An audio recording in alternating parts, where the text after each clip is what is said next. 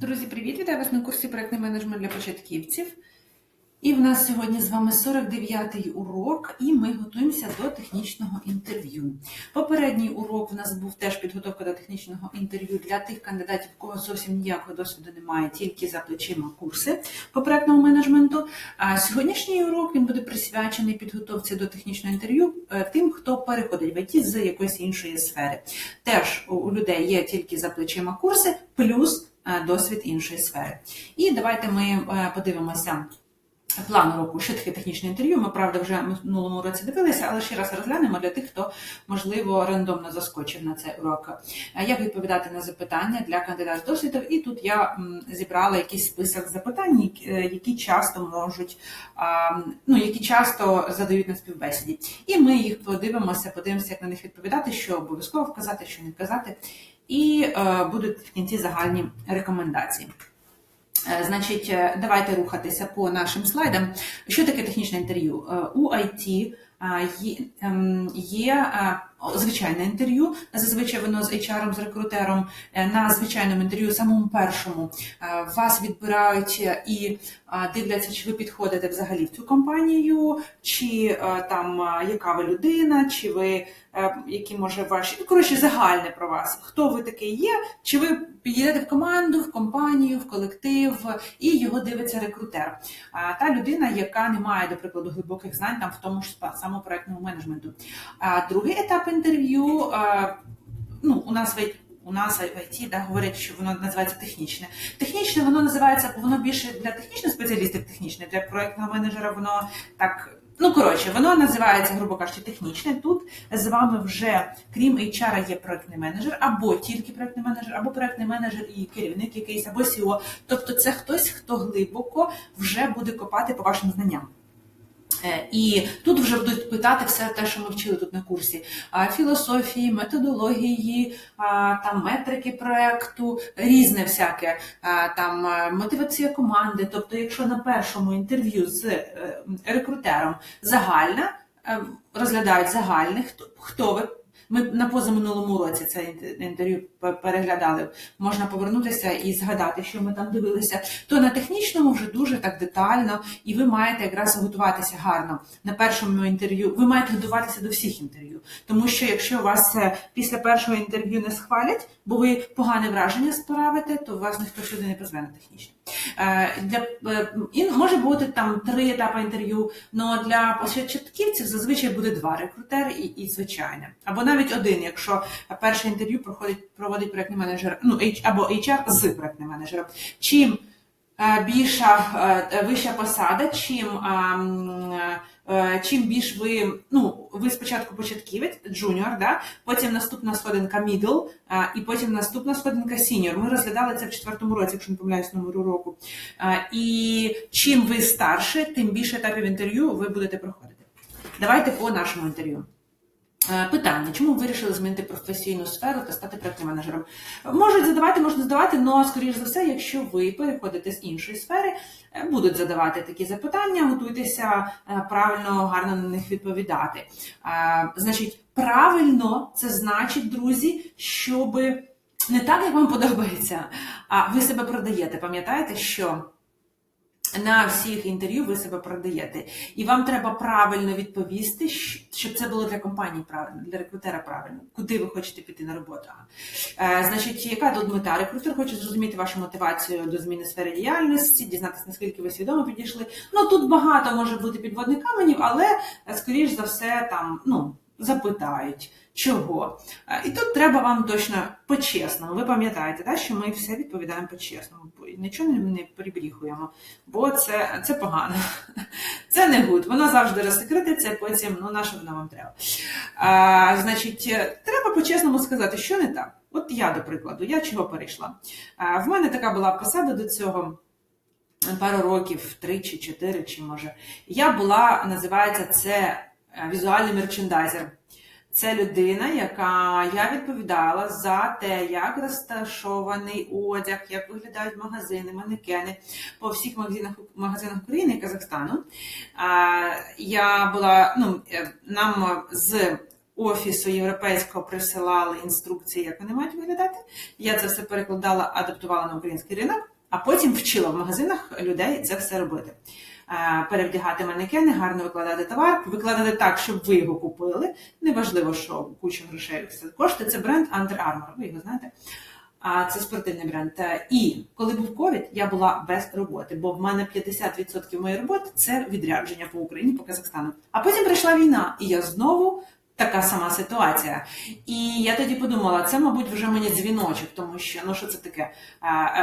Я ніяк відрядження не поїду, все зачиняється, магазинів може навіть і не стати. Тому ось моє рішення було дуже свідоме, бо воно було ще раз обумовлено тим, що я дуже ризиковано продовжувати працювати там, де я працюю. По-перше, кому треба той одяг, коли в країні війна, да, і красота в магазинах, кому треба, коли в магазинів може і не бути. А друге, які відрядження, куди? І тому, ось, до прикладу, ви маєте теж сказати, чого ви. Да? Може, у вас сьогодні ви заробляєте 3 копійки, а знаєте, що проєктним менеджером можна заробляти нормально, і ви готові круто вчитися, багато в себе вкладати, тому що вам треба гроші. Да? В мене тоді була ось така мотивація, плюс я хотіла онлайн ще працювати, тому що ці відрядження, і плюс і через те, що я сиділа без роботи в ковіді, потім, коли прийшла війна, ось так. Коротше, ви маєте розказати вашу мотивацію, чому ви вирішили. Ви сиділи в банківській сфері, ви вирішили. І по-чесному пояснити, чому. Розумієте? І підготуйтесь, друзі, щоб ви не мемлили тут. Я не знаю. Тут треба, знаєте, твердо, щоб люди бачили, що ви рішуча людина, що ви знаєте, чого вибрали, знаєте для чого. Тобто, щоб ви показали не просто там, не знаю, вітер повіяв, і я сюди прийшов, бо всі сюди йдуть. Так не підходить. Можете сказати, що я там дуже комунікабельна людина, я відкрита, я люблю людей. Це я зараз про себе розказую, але ви так само можете розказати, може воно у вас співпадає. Вам комфортно працювати з людьми, і ви бачите задатки в собі, тому що у вас є навички проєктного менеджера, і в вашій сфері не можна заробити стільки грошей, скільки ви хочете. А в цій сфері, до прикладу, можна. І того ви побачите, що у вас є ці задатки, і вам здалося, що ви зможете бути класним проєктним менеджером, ви пішли і вивчили. Тобто, треба вам розказати. І краще, щоб ви тут чітко, твердо розказали, чого. Тому що, от я вже розказувала цей приклад, да? Я вчилася на курсах проєктного менеджменту, і там один хлопець мені каже, ти можеш півроку шукати роботу, або там рік шукати роботу. Інша дівчинка, не знаю, я пішла сюди, тому що тут гроші. Тобто, дивіться, з таким підходом, не знаю, бла-бла. Ось таким підходом ніхто не знаходить роботу, чесно. Оце я називаю, знаєте, вітер подув, повіяла людина туди, вітер її, без образ, хочете вважатись на здоров'я. Але просто я вам зараз кажу, що з таким підходом, цей підход взагалі, в унітаз злийте, будь ласка. Це паршивий підхід. Вам треба чітко, тик-тик-тик, я красавчик чи красотка, я крутий, я знаю, що я хочу, я знаю, які в мене круті якості є, я знаю, що ці якості будуть класними для проєктного менеджера. А ще я почав вивчати технічне IT, і я вже там розбираюсь. Тут треба, знаєте, ось і підхід завжди такий має бути у вас. Оце от... не той час, оце взагалі просто, я ж кажу, злити в унітаз цей підхід, він паршивий. Як ваш попередній досвід роботи може бути корисним у ролі проєктного менеджера? Це дуже класне запитання, друзі. Я би вам дуже рекомендувала просто, коли ви готуєтеся, сісти і на листочок собі прям виписати. От ви готували резюме, пам'ятаєте, ви коли готували резюме, я вам тоді вже казала виписувати релевантні всі ваші навички і знання, які можуть бути релевантні до посади до посади проєктного менеджера. Якщо ви тоді зробили, то відкривайте ваші листочки, ваші зошити, де ви це зробили, і перегляньте тут. І щоб ви розказали, що я займалася тим-то, мотивацією, команда, організація, бла-бла-бла. І ось вам треба перерахувати. Хто пропустив той урок і не робив домашнє завдання, це пару років назад було. Тоді, будь ласка, зараз зробіть при підготовці. Вам просто треба на листочок виписати, що у вас є такого, що вам буде корисним, і ви можете це примінити. Це дуже така важлива штука, тому що одразу вас будуть оцінювати як, людину не треба вчити, розумієте? Вас будуть оцінювати, ця людина вже знає, як мотивувати, як давати зворотній зв'язок людям, як планувати свій день, як планувати день команди. Тобто вже будуть знати, що, це у вас вже, знаєте, ваші фішки, ваші сильні сторони. що не треба буде вам стільки виділяти часу і з вами возитися, як для того, кому там 0 досвіду, розумієте? Тому це дуже така класне дуже це питання і гарно підготуйтесь до нього. Як ви приймали складні рішення в попередній роботі? Мета – зрозуміти, як кандидат діє у ситуації, коли потрібно було приймати рішення в умовах невизначеності. Значить, дайте погляну приклад відповіді. Одного разу нам потрібно було скоротити бюджет проєкту, але зберегти ключові функції. Я провів аналіз витрат. Дивіться, ось таке питання можуть задавати,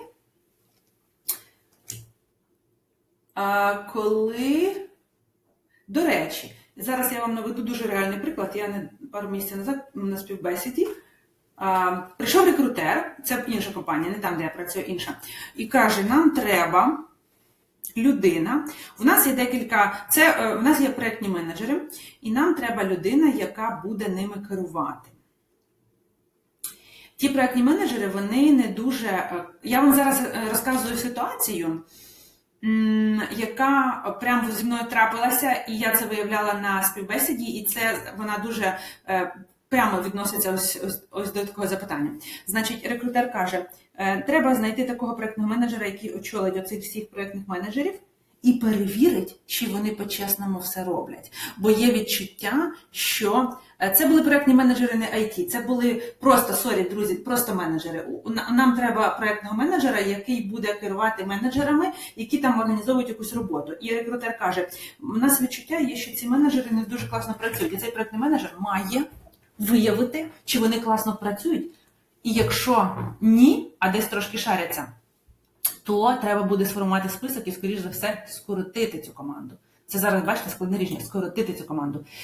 І дивіться, коли я проводила співбесіди, я якраз і виявляла з подібними питаннями про складні рішення в попередньому досвіді, щоб розуміти, чи людина не боїться, до прикладу, контролювати іншу людину, бо ж задача яка? Що є якісь менеджери, які, скоріш за все, можливо, і шаряться. Треба перевірити, чи це чесно, чи чесно вони працюють, чи не чесно. Так от, ось мої запитання якраз були навколо ось такого, які у людини були рішення в попередній роботі. Чи вона вміє звільняти? Ось про складні рішення ви зараз можете не тільки ось таке запитання собі запам'ятати, а от, до прикладу, можуть запитати, а ви звільняли людей? Якщо якійсь компанії треба буде ось так само почистити в колективі людей, почистити в кавичках, то вас будуть запитувати на співбесіді, а ви звільняли людей? А ви знаєте, як давати негативний зворотній зв'язок людям? А ви знаєте, що зробити? Або дивіться, до прикладу, друзі, скорочення якесь на проєкті, замовник каже, немає грошей, а у вас там 5 розробників сидять, а замовник каже, а є гроші тільки на 2 розробників. І вам треба 3 розробникам сказати, що, друзі, ви без роботи. Тобто, ось такі якісь кейсові запитання можуть бути на цьому інтерв'ю, тому готуйтеся, подумайте, що у вас було в минулому, щоб навести якийсь приклад, але той приклад має вас гарно розкрити.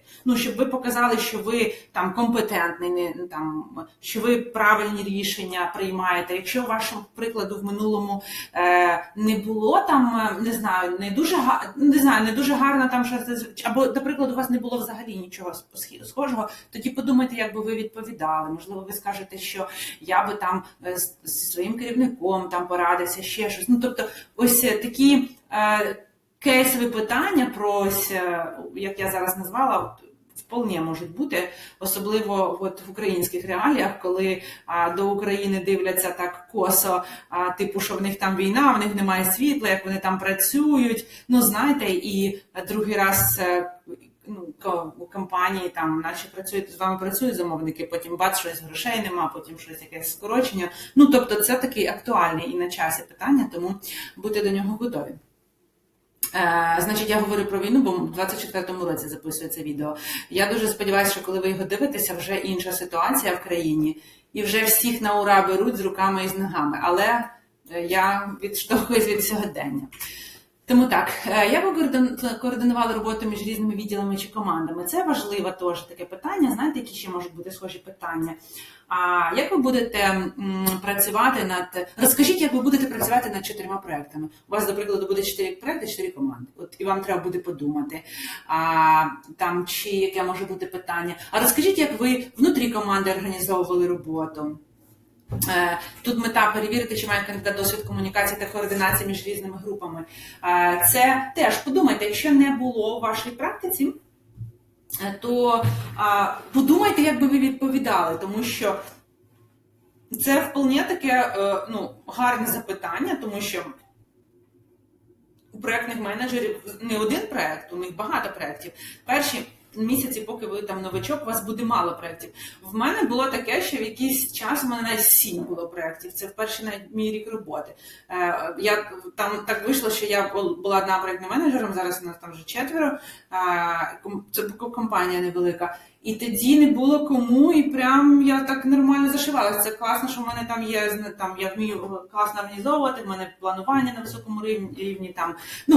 В мене є свої якісь фішки, я могла це все заменеджити. Але це такі питання про різні відділи, різні команди. Це досить актуально, і тому вам треба на ось такі типи запитань подумати. Як би ви могли це відповісти? І відповідати таким чином, що воно має бути, що в ваших відповідях рекрутер, там проєктний менеджер, який з вами співбесідує, ви маєте його переконати, що ви з цим справитесь, розумієте? Але по-чесному, друзі, не придумуйте. Якщо ви не справитесь, то, не знаю, це погано, треба йти вчитися, доучуватись. Але, я думаю, що ви справитесь, тому що все одно з першого місця роботи вам ніхто не дасть багато проєктів. Все буде поступово. Все буде поступово, ви будете навчатися, будуть бачити, як ви розвиваєтесь, чи ви можете взяти більше проєктів, чи не можете. Тому тут вам треба переконати, якщо у вас не було такої штуки, що якщо була, приведіть приклад. Якщо не було, то в вашій відповіді має бути якийсь варіант, що ви справитесь. Я там зможу, я ось це так бачу, а якщо в мене буде там 3 команди, я ось це так буду робити, тобто ви маєте розказати як. Але, знову ж таки, готуватись треба. Без підготовки просто можна якусь кашу-малашу говорити. Підготовкою це вже буде щось, має бути щось гарне, проговорене і правильне. Як ви мотивували колег? Оце теж таке дуже питання часто задається, тому що, знаєте, всі ми люди, всім не вистачає мотивації, не знаю, там за вікном в країні така-то ситуація, там, не знаю, завжди треба мотивація і... Якщо ви працювали, якщо у вас було в минулій сфері робота з людьми, подумайте, що ви там з ними робили, і чи у вас є якісь історії, де ви їх мотивували. Перевірити ваші лідерські якості, здатність підтримувати мотивацію команди. Це дуже важливо, тому що ми блок з командою розглядали, пам'ятаєте, я вам там багато розказувала. Це важливо для підтримки людей. Знаєте, друзі, можуть бути проекти, які йдуть роками. Ось я 2,5 роки працюю, в мене проект 2,5 роки. Я прийшла, ми почали вести. Вірніше, замовник один той самий, проекти схожі дуже. І там одна й та сама команда. І знаєте, і команда то десь може втрачати мотивацію, то і десь підвищувати. Тобто, якщо люди монотонно одне й те саме роблять, то вони можуть здуватися. І там плюс виключення світла, ще щось. Це дуже важлива історія про мотивацію. І тут вам треба прям виписати, якщо у вас було, якщо не було, продумати, як би ви це робили. Як би ви давали зворотній зв'язок людям? Передивіться блок про команду, у кого немає тут зовсім досвіду. Ми в блоці про команду ці всі штуки говорили. Так от, як би ви давали зворотній зв'язок? Як би ви, до прикладу, якісь маленькі перемоги святкували? Сходили би ви в боулінг чи зробили якусь онлайн тімбілдинг? От тут обов'язково, до блоку повернутися треба про людей і прям виписати, що би ви тут робили. Тому що, друзі, від вас, проєктних менеджерів, залежить як настрій ваших колег, вашої команди, тому що ви задаєте тон. Якщо ви заходите зраночку на дейлі мітинги, пане, все, сніг іде, холодно, світла немає, котел виключився, я вже замерзла. От і так буде і команда, розумієте, працювати. Це паршивий дуже підхід. Я кажу, такі підходи треба в унітаз зливати. Ви маєте бути бодрячком, завжди такий на позитиві. Я розумію, що вам теж треба психолог, щоб десь брати цей позитив. Я розумію, але ви у вас, до прикладу, 3 проекти, в кожному проєкті по 5 людей, у вас 15 людей. Ви один можете або підняти мотивацію 15 людей, або навпаки споганити і знизити. Тому дуже від вас залежить. Це 50% успіху від вас залежить. Тому з цим питанням я вам дуже рекомендую так гарно розібратися і серйозно до цього підійти. Як ви відстежите прогрес виконання завдань? Мета зрозуміти, чи має кандидат досвід контролю за роботою, чи він може забезпечити ефективність. Опишіть інструменти чи підходи, які ви використовували для моніторингу завдань. На минулому досвіді покажіть, як ви це робили. Не було досвіду, розкажіть, як ви з домашніми якимись задачами справляєтеся, вашими. У вас є список щось зробити на день.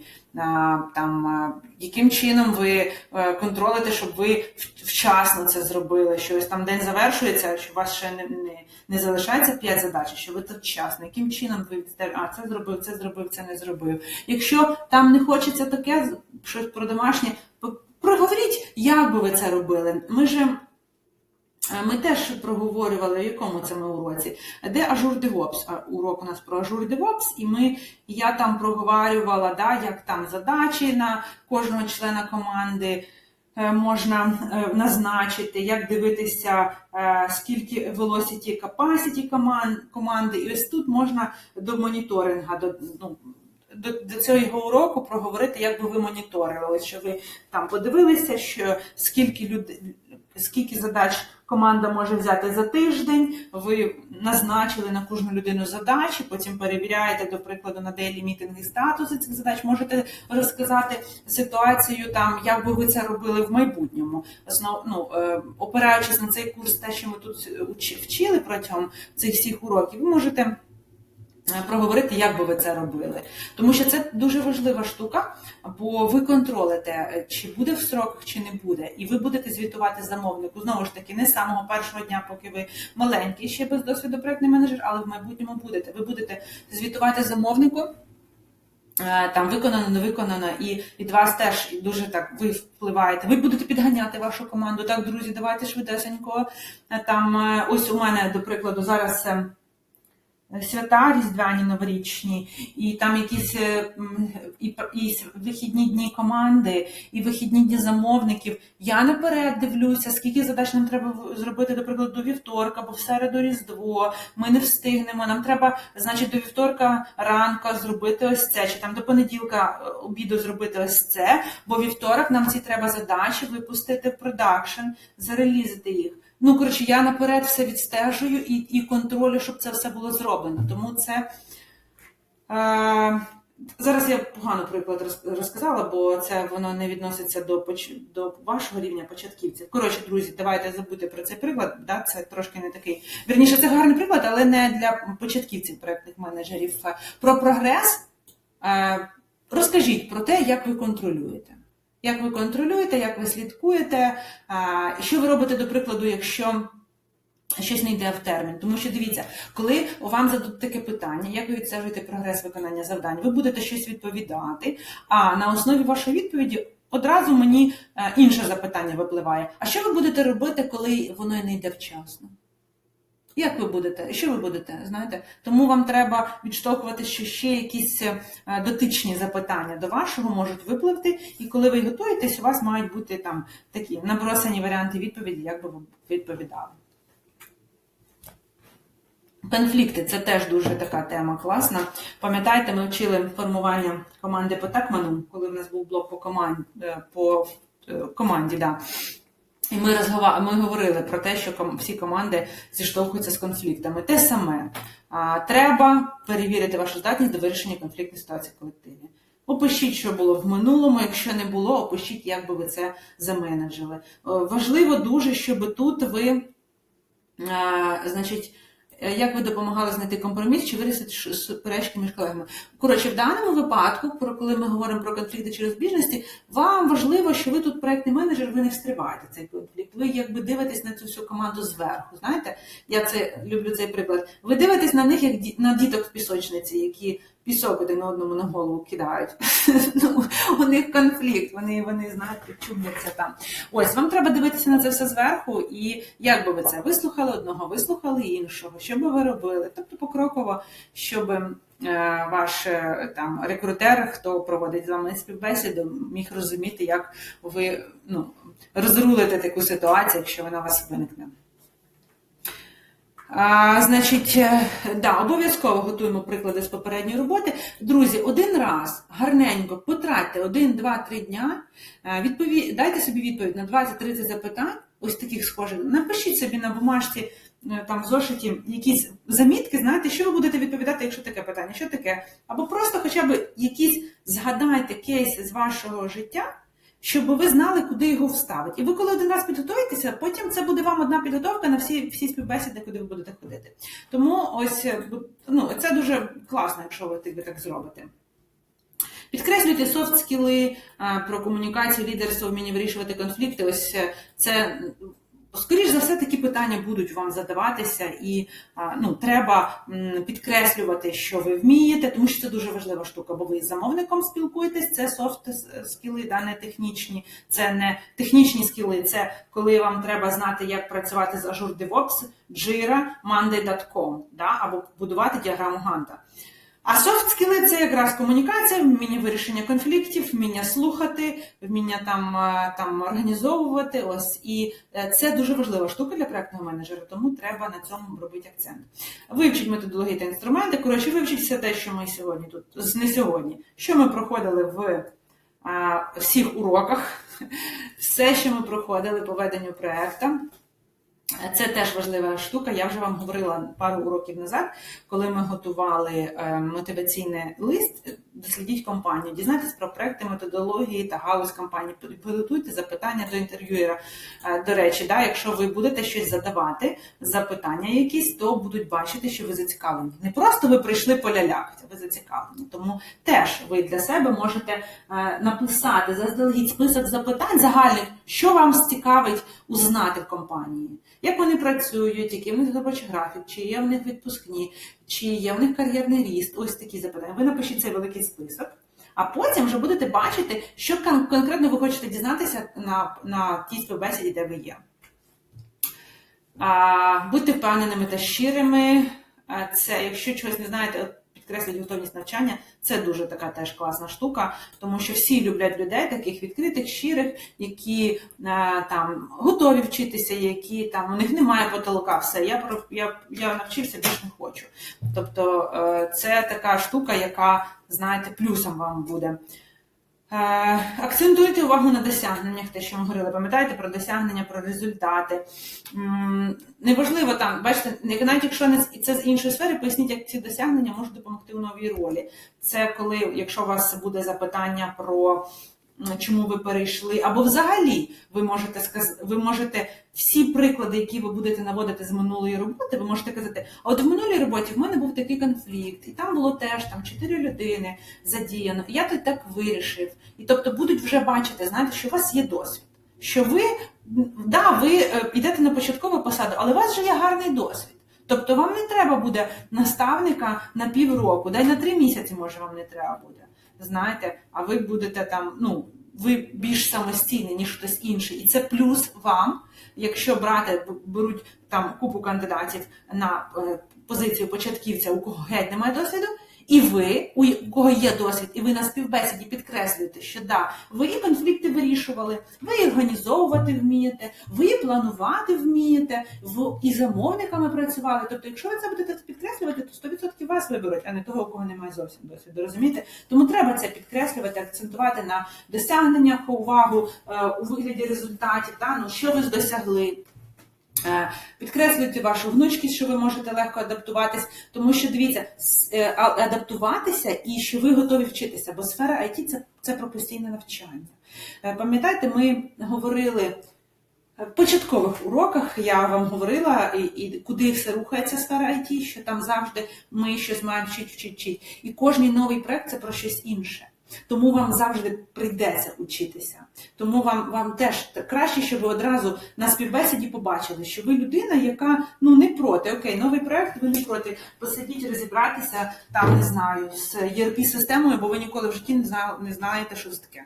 І не бачили, да? І ви сядете і будете розбирати, що вона таке, щоб вести проект.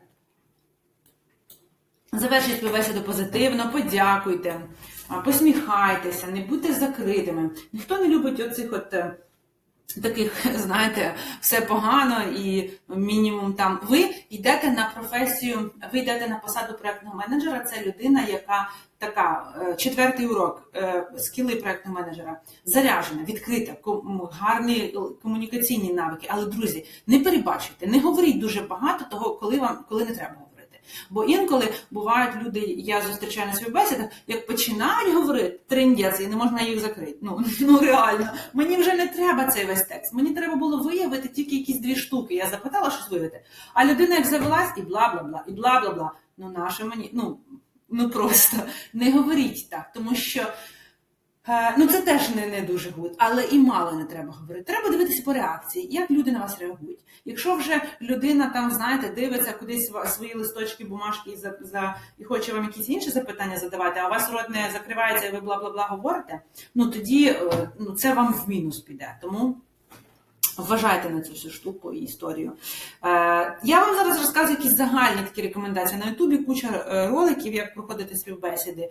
І в Гуглі куча інформації, як проводити співбесіди. Це я вам якісь скажу загальні.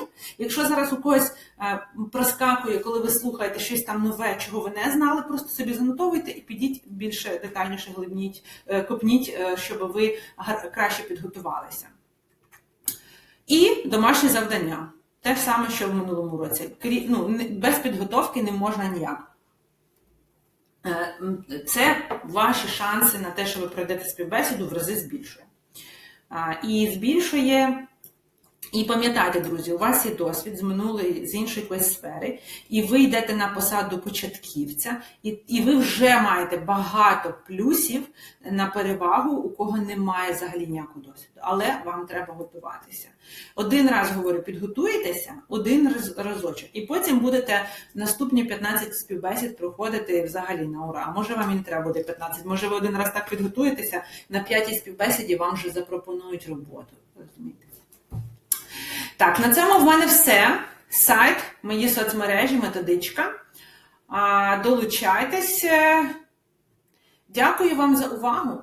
Це в нас був останній урок. Наступний, верніше не останній, передостанній. Наступний урок у нас заключний. І все, і курс завершується. Я вам бажаю класно підготуватися, більше ще почитати матеріалу. Якщо комусь все тут зрозуміло, круто, подавайте резюме і йдіть на співбесіди. Якщо ні, читайте іще. Я в цьому уроці, в попередньому уроці, позаминулому, ці останні уроки, де ми готуємося до співбесіди, я вам якісь такі загальні моменти говорю, на що звертати увагу. І я ж кажу, якщо ви щось для себе там нове зараз відкриваєте, йдіть покупніть глибше, щоб ви гарно підготували до співбесіди. На цьому все. До зустрічі на нашому останньому уроці.